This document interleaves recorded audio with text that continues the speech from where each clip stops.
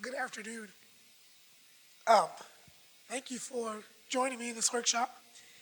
To give you an overview of what I'm going to be sharing, um, I grew up in Philly at 6th Street, so I'm going to talk a lot about, um, start off with some of the history there and how I got connected, and then talk a little bit about my time um, there as serving there. So um, hopefully you can gain some perspective, um, yeah, just on different activities. So first of all, 6th Street is in Philly. Um, in the 80s, there were a bunch of men driving down, delivering produce, and there was a lot of homeless people, and they would talk to these guys. There was a lot of homeless guys, and as time went on, they decided that they should start a Bible study with these men because they were asking a lot of questions about, why are these white men coming into the city and what do they do and just different questions. So they ended up having a Bible study with these um, men in the city. And they were using, well, first they were just on the sidewalk. Then later they started using a rec center. And yeah, just through that they had connections. And later they decided, these people really are interested. So they decided that maybe they should um, purchase a building and have some kind of ministry there. So they end up buying um, a house that had two apartments and two families moved in. And that was in 1991 that two families moved in and they were going to the local community churches um, and just investing in the city. Over that time, a lot of people um, would have been on welfare. So because they were on welfare, there was a lot of people out during the day. So they had a lot of interaction with people. Um, and as time went on, the mission grew. They ended up purchasing 4 buildings. I think they actually owned like 8 or 9 lots. And it just grew and expanded. And they had a lot of programs. Um, the first program would have been the adult Bible study, um, and then some of the adults had kids, so they decided, well, we should have a Bible study for the kids so that the adults could sit and be take in. So then the kids were inviting their friends, and it grew so big that they started a Tuesday night Bible study and then a Thursday night one for just the adults. Um, they had a lot of other programs like children's choir, boys and girls club, lady classes, um, a biking or fixing bikes. So all these different programs and were happening there at the mission. Um, and that probably lasted, I would say, probably 2017 maybe is when maybe a lot of that stuff stopped happening. Um, my first experience with 6th Street is I was 8 years old and my cousins were at our house. It was in the summertime, and I lived about 5 or 6 blocks from the mission. And they told us we should go to church with them. So we're like, all right, we'll go, whatever. And um, this big green van shows up at our house, and this was fun because in the city, if you get to drive in a car, it's like luxury because most people took public transportation. So we got this big van, went to the church, and we're in this like little room, sitting on the floor and singing. And the first thing I was like, how do people sing without instruments? Like that was weird to me. And then we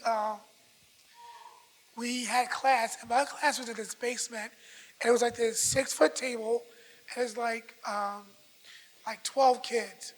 And I'm like, it stinks. Like, why are we even here? Nothing about it was appealing. And then we had snack, and that was a highlight. Because I'm like, these white people can cook. But the basement and like everything about it, I didn't like. So my mom said, she told us that we didn't have to go if we didn't want to. So I wasn't going because nothing about it was fun except for the van ride and the snack.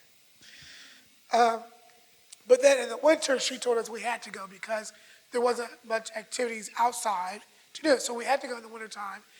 And my sister told me recently that I used to, I would like sneak in the or hide in the closet so I didn't have to go, or act like I can't find my shoes because I didn't want to go. So then my mom, she started working at a daycare center that was a Christian run, and she told us that we either have to go to church with her on Sundays or go to Tuesday night church. So I opted out to go to Tuesday night church because we got a van ride, and my mom's church we had to walk to, and also there was snack, and my mom's church didn't have snack. So over the years, I was kind of coming and going, and there was a point where I quit going because Tuesday night church wasn't cutting it for me. So I'm going to hang on to that thought, because I'm going to bring that up later. So we get into the part as far as helping versus hindrance in people or programs. The very first thing I believe that should happen is, before you can go try to help someone, is recognizing your need for Jesus. Recognizing your brokenness and how dire need you, or how much you need Jesus before you try to help other people. It's sad because and maybe there's an age thing too, but a 16-year-old or a 17-year-old, I feel like it's harder to teach some of the older ones because life experience. Some of my greatest teachers or people I appreciated that taught, they shared some of their pain. I had a teacher who her brother died, and he was our age. And I remember her telling us the story of how her brother died and how it was hard for her family, and she was the oldest and just the responsibility. And we just all gained a deeper respect and appreciation for that teacher because she shared a life experience with us, and she shared it through pain. So, because of that, seeing her need for Jesus and how she needed comfort from Jesus, she was able to relate to us a message of hope. So, recognizing your need for Jesus and how badly you need him is the first step before you can actually help someone. The next thing is learning the community. So, if you have a desire to go somewhere, it's best to learn about the culture, learn about what that community needs, because not every community needs a kids club. Not every community needs a school or a coffee shop. So learning what that community actually needs is very important. Sometimes they just need a friend. Sometimes they need someone to talk to. Recently, I was at work looking at the newspaper, and I saw that there was 3 different ads, and people were willing to pay $100 for you to listen to them. And I was shocked, people were willing to pay for you to listen to. So you see the connection, people, we're designed for connection. We're designed to be around people or to have a relationship with people. So when you are seeking out and learning, ask good questions. Because, so if you would go to a doctor and you say, oh, I have a headache, and he says, well, let me do open heart surgery, you're going to look at him crazy. So if you're going to a community and say, I'm going to start a kids club because that's what I think they need, you can actually do more damage than helping them. There was a girl who, in Philly, she graduated high school and she went to college. Her second year of college, she needed to pay a couple of $1,000s because her tuition didn't cover it, and she didn't qualify for some of the loans or whatever the case was. So she was asking us if we can help her. And we had like a week to decide and whatever. And I was like, personally, I said I didn't want to be involved. I said I don't think that's going to actually help her be successful if we just give her the money. Because what's going to happen next year and the year after, like she had 5 years of college. Um, and I was like, what if it gets more expensive? Are we going to like, is this actually helping her? Should she quit now while, to me, it's made more sense to quit now than to wait to go to college another year, and then the next year she says she needs more money. Um, that was my personal opinion. But I did tell people I was not, like, if they want to give money, that's perfectly fine. But I just don't want to be involved. Anyway, so we ended up now giving this girl money, and she didn't um, go to college.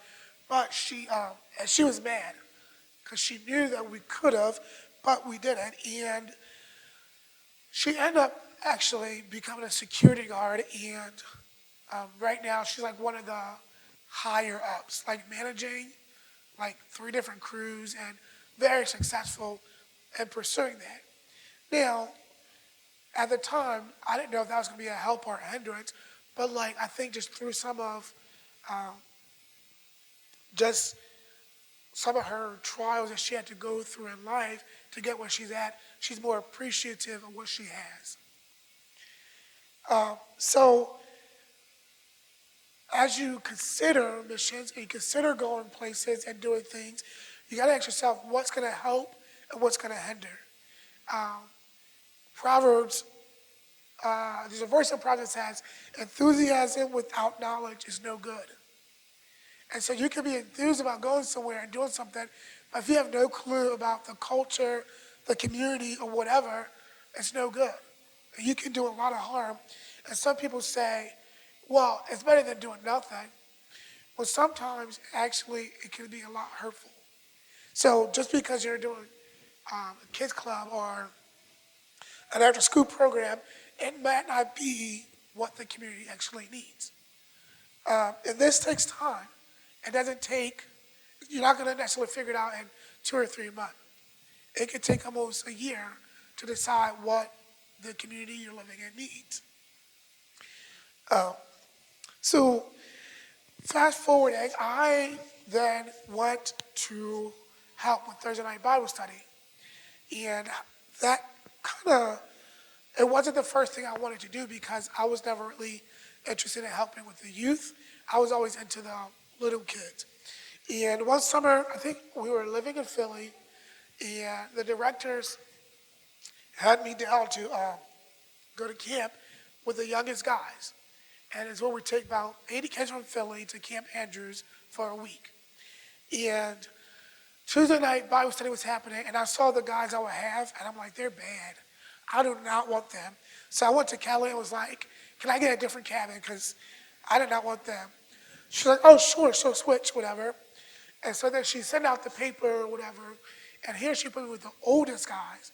And I'm like, I don't want them either because they're known to be like bad too. But I didn't want to go back to Kelly and say, oh, switch me again. So I just stuck with it.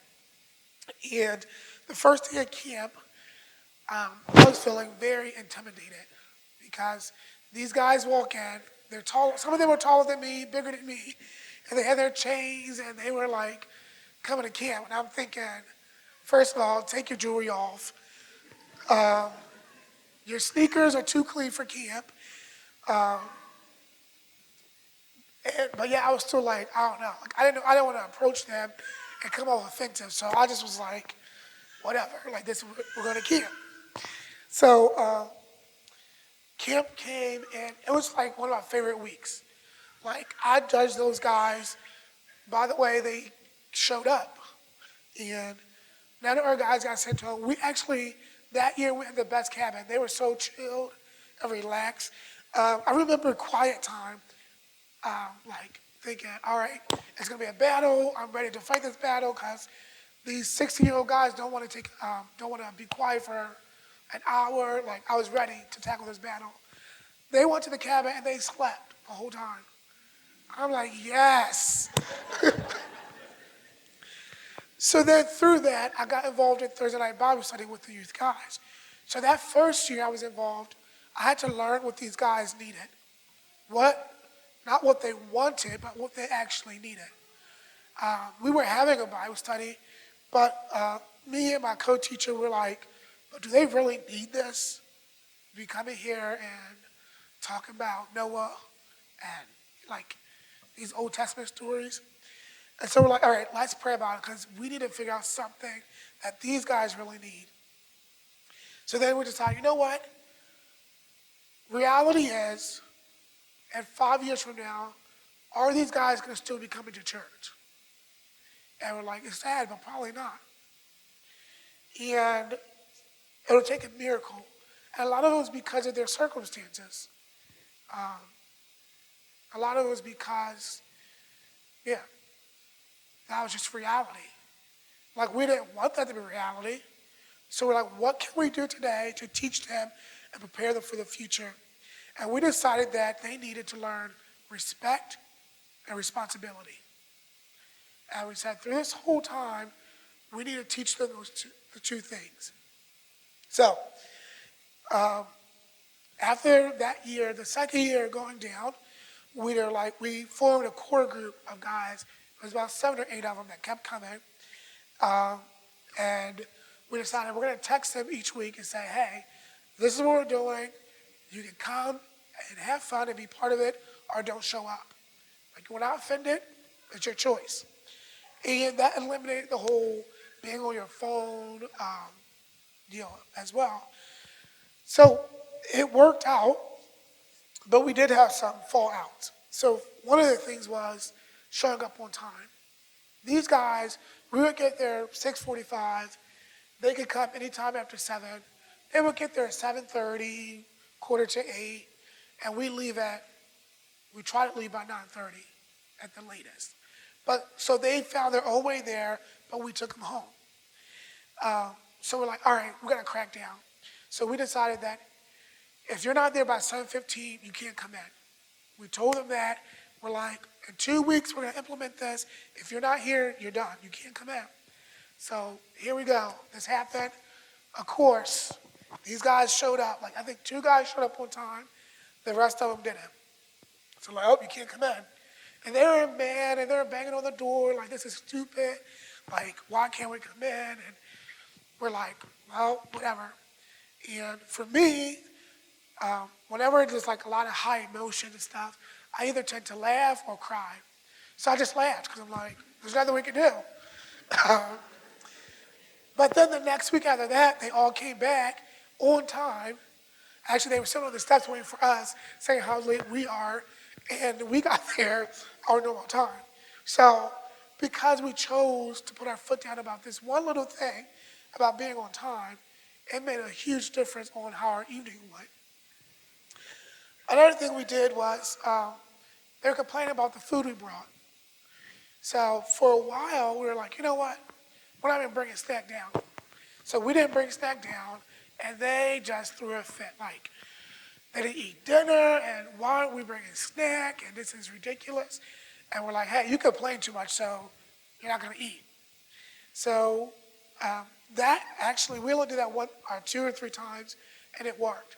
So then we were like, you know what, instead of complaining about our snack, we're gonna give each guy's gonna take a week. We're gonna give them money.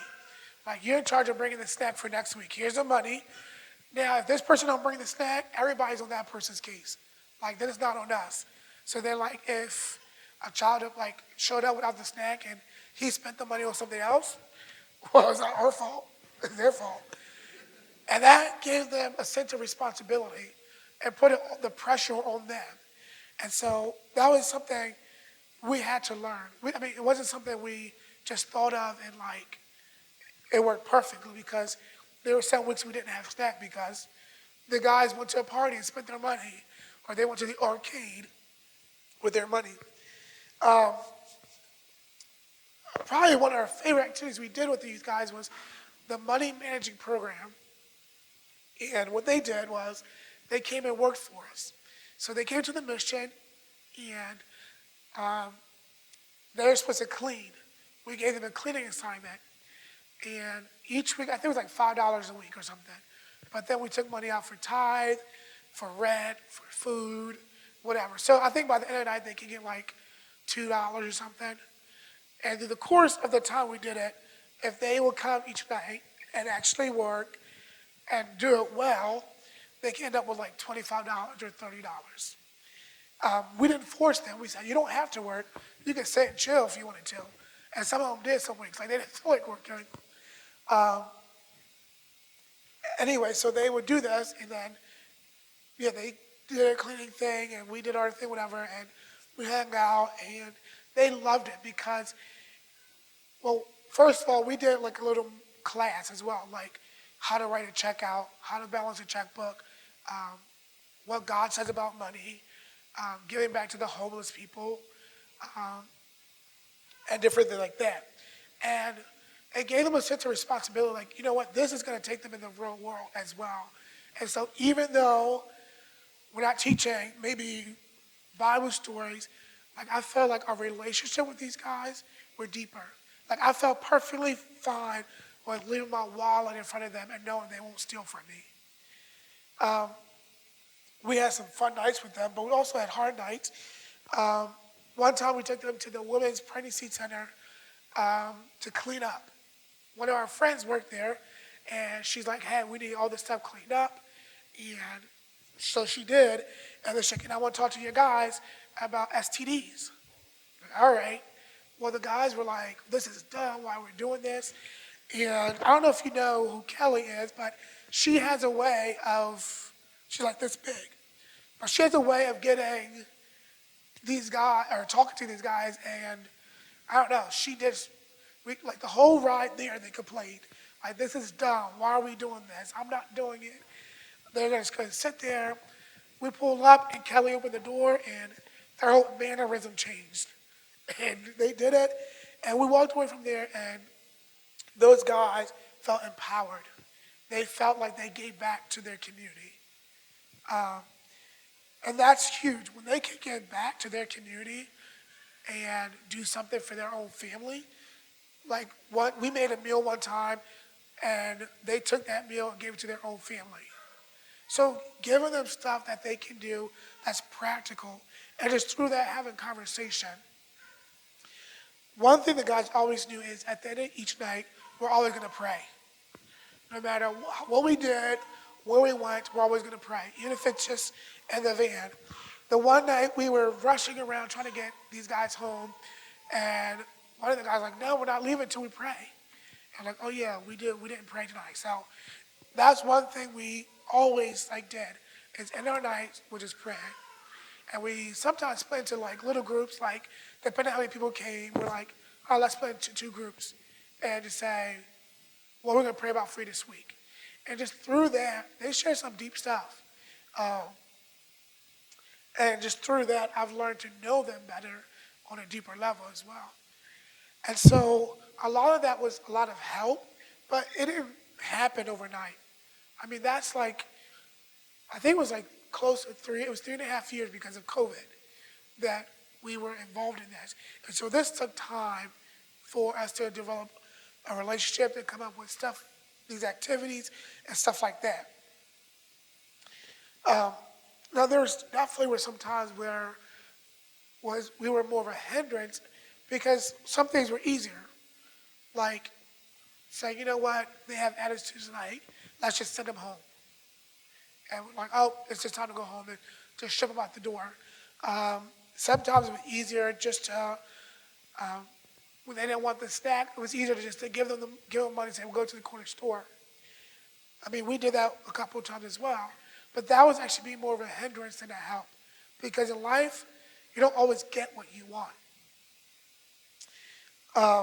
In the book, When Helping Hurts, he talks about change. And as I was processing this whole idea of change, I had to think about my own life. Like, how easy is it for me to change something in my own life? And yet we're trying to get these kids to change so much about their life. And if you are involved in some kind of kids club and you go once a week for like 2 hours, like that little 2 hours compared to all the influence they have throughout their whole week, that's very small. And so You tell a child, don't lie, because lying is wrong and sin, but their mom and dad say, oh, go lie and tell the guy that you're this age so we get a discount. Like, if that child refuses to lie, they'll be in danger with their parents. And so they'd rather lie because it's easier. And so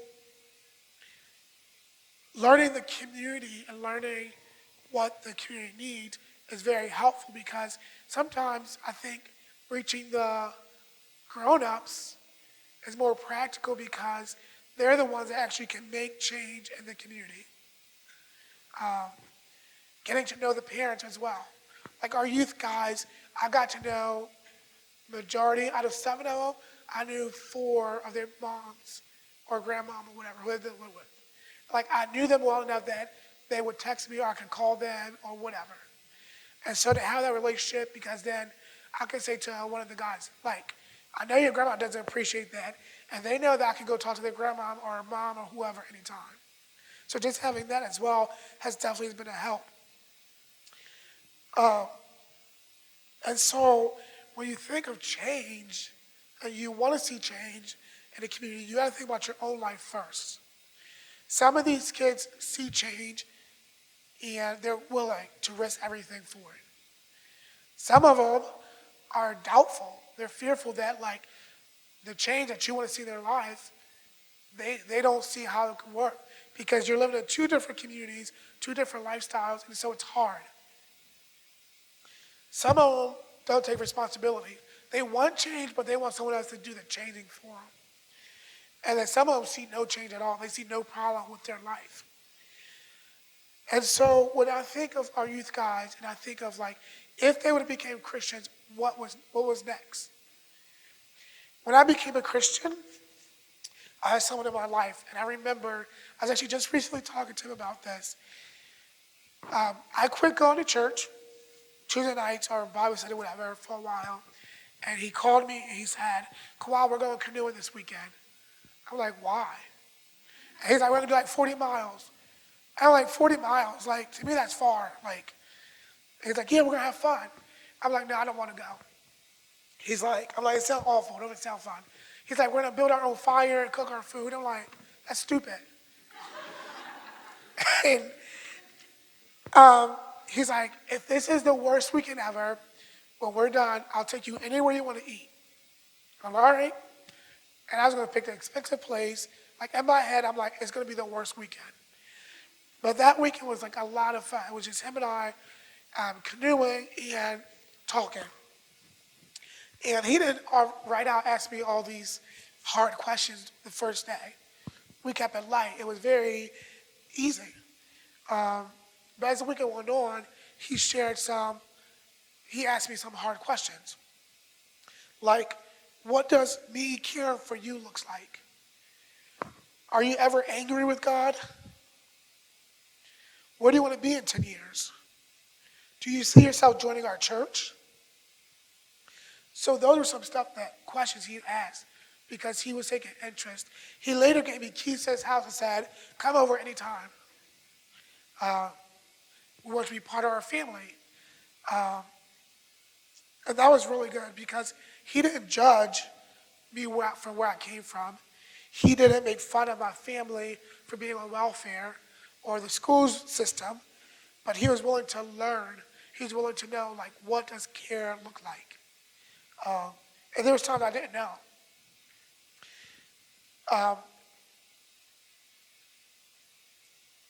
So, just wrapping up real quick. Let's see. So when I think of people over program and help versus hindrance, the first thing I think of is ask good questions. Get to know the culture. See what the people need, not want. Don't make fun of the people that you're working with. I remember teaching Tuesday night Bible study. I moved to Lancaster. I was going to Philly for Tuesday nights, and some of the people were making fun of the parents for being on welfare or drinking alcohol or having a dirty house. And like, you don't know their situation. Like if you knew their situation, you might extend a little grace. Figure out what it looks like for them to follow Jesus and not just church rules and standards. Don't just go with the attitude like, I'm here for you, like I have all the answers. I remember we had children's choir, and just recently, just was thinking of this, of how we always went to these Mennonite churches to sing. And we would be up front singing, and no one would clap. And it was like, after the program, we were like, Miss Katrina, why don't people clap for us? Or why do we have to wear these, Mennonite clothes, like these black pants and white shirts? Like, why can't, why do we have to be called Sixth Street Choir? Can we come up with our own name? Like, just different things. And when I look back at that, it felt more like we were a display versus actually like I wonder what it would look like for us to be in Philly, going around to different churches in Philly or nursing homes and singing for those people. Like what it would look like for us as a children's choir, like this is our mission, instead of like feeling like a charity case or feeling like we're their project. Invite people in your lives.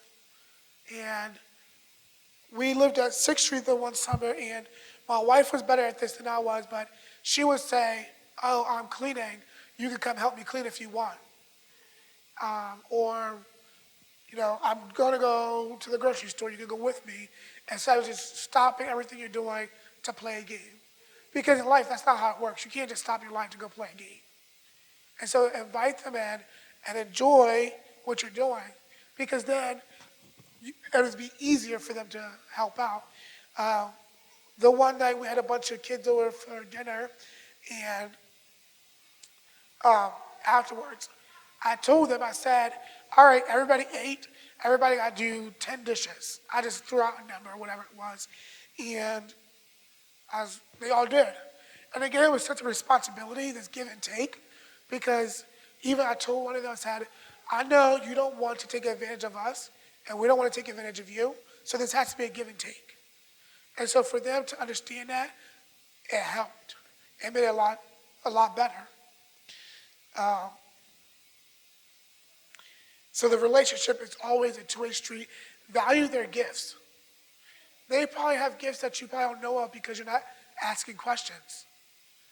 Like, see what they like to do. Get into their hobbies. Push them. There's one guy one of our youth guys, he was a really good swimmer. We never knew he swam until we went to camp. So we started in September, and then August, we were at camp and he went swimming. He was the best swimmer. And so then we're like, oh, you should join the swim team at your school, and like just pushing them and like to achieve their dreams. And lastly, whatever your passion is, give it to Jesus. He knows the desires of your heart. He'll grant them. And so if you're passionate about something, he will give you things and tools to live that out. He might call you for a season of rest from your passion, but overall, if you're passionate about something and you want to go do this, like Jesus will give you the tools that you need to go invest. Thank you for your time and for listening.